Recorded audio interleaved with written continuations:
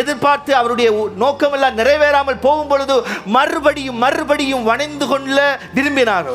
How the Israelite people were missing out and going away from the Lord, and God is trying to bring them again and again to try to shape them again. இதே காரியத்தை தான் இயேசு கிறிஸ்து செய்கிறார். This is the same thing that Jesus is ஒரு also பக்கம் doing. நாம தூரமாக ஆண்டவரை விட்டு இருந்தபோது இப்ப ஆண்டவர்ட்ட வந்துட்ட உண்மைதான். So one time we were away from the Lord and we have come now to தேவனுடைய Jesus. பிள்ளைகளாய் மாறிவிட்டீர்கள், எந்த சந்தேகமும் கிடையாது. There is no doubt you all become as a children of God. ஆண்டவருடைய இரத்தத்தால கழுவப்பட்டு விட்டீர்கள் நிச்சயம். That's sure that you are cleansed by the blood of Jesus. நீங்க பரிசுத்த ஆவியை பெற்றிருக்கலாம், அது ஒரு உண்மைதான். So this is also true that you have received the Holy Spirit. ஆனால் தேவன் விரும்புகிற பாத்திரமாக அல்லது எந்த நோக்கத்தோடு உங்களை உருவாக்கினாரோ அதற்கு ஏற்ற பாத்திரமாக இருக்கிறீர்களா என்பதுதான் முக்கியமாக கேட்க வேண்டிய கேள்வி. It's an important question that we need to ask.